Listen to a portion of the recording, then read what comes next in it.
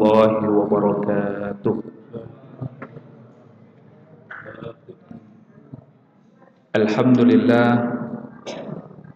Alhamdulillahilladzi ja'ala syahru ramadhana unzila fihi al-Qur'an hudan lin-nasi wa bayyinatin minal huda wal furqan. Asyhadu an la ilaha illallah wahdahu la syarika lah wa asyhadu anna Muhammadan abduhu wa rasuluh. Allahumma salli wa sallim ala nabiyyina Muhammad wa ala alihi wa ashabihi wa man tabi'ahum bi ihsanin ila yaumiddin, amma ba'du. Bapak Ibu jamaah salat Isya dan salat tarawih yang dimuliakan Allah, alhamdulillah, marilah kita bersyukur kepada Allah pada malam hari ini kita diberikan kenikmatan oleh Allah Subhanahu wa taala untuk melaksanakan ibadah di bulan Ramadan.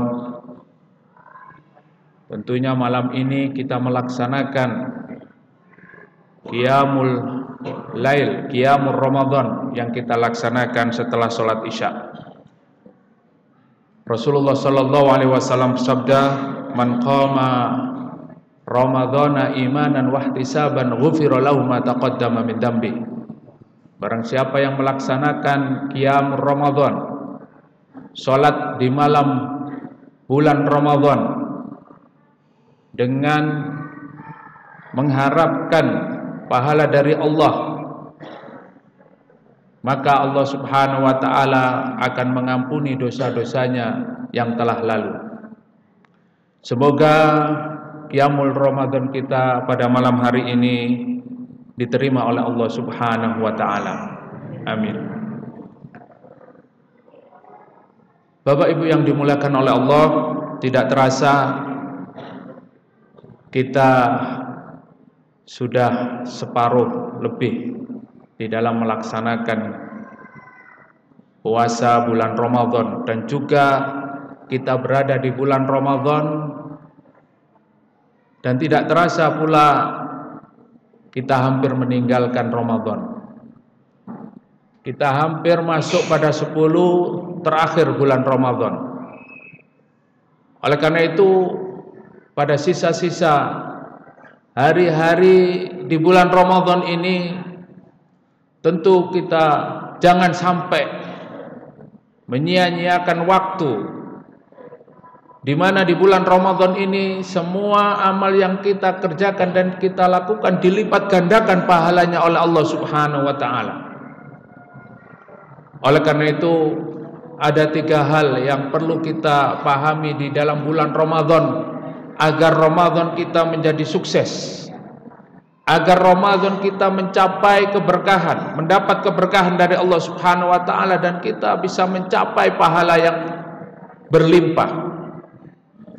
Yang pertama, di bulan Ramadan ini tentu kita harus memiliki semangat untuk menjalankan ibadah dan memiliki ilmu yang benar di dalam melaksanakannya.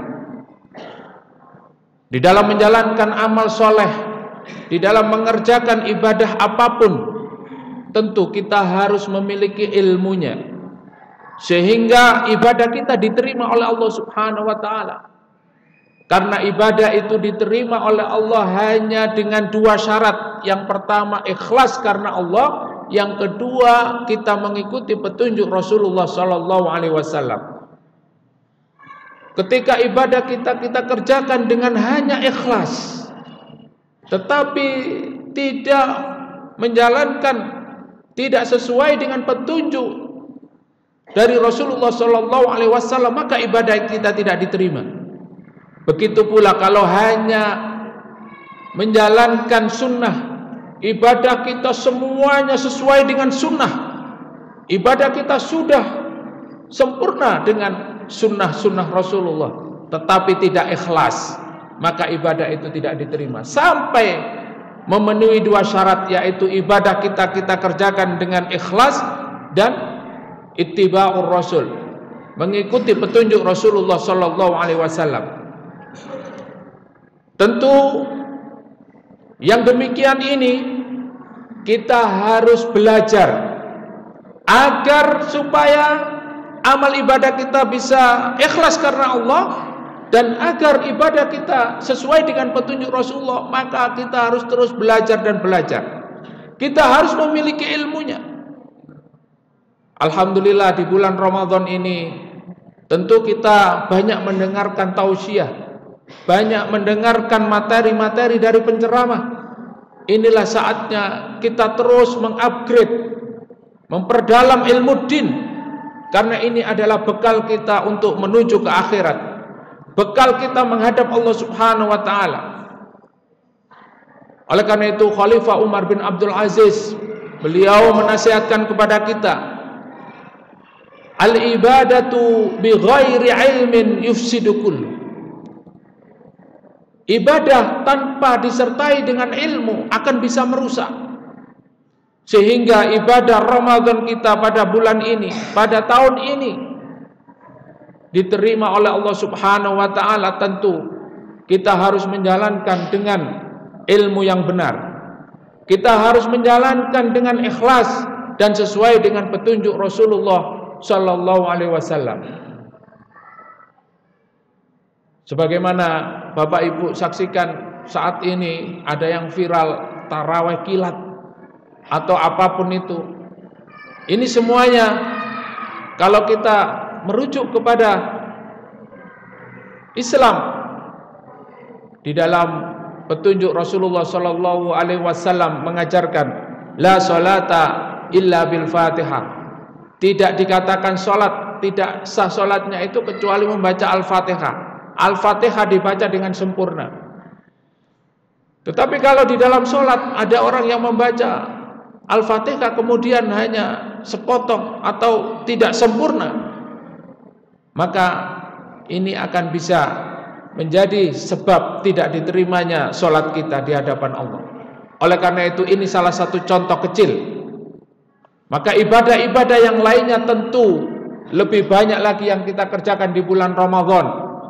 Ibadah-ibadah yang paling utama yang dikerjakan oleh sahabat, para ulama tabi'in dan tabi'ut tabi'in di dalam bulan Ramadan, selain daripada puasa Ramadan, yaitu qiyamul Ramadan, kemudian qiraatul Quran dan sedekah, ditambah 10 hari terakhir yaitu kita melaksanakan iktikaf. Maka 5 amalan utama ini mudah-mudahan bisa kita kerjakan di bulan Ramadan. Kita tidak sampai meninggalkan puasa, kemudian kita terus melaksanakan qiyamul Ramadan meskipun hanya bisa melaksanakan witir.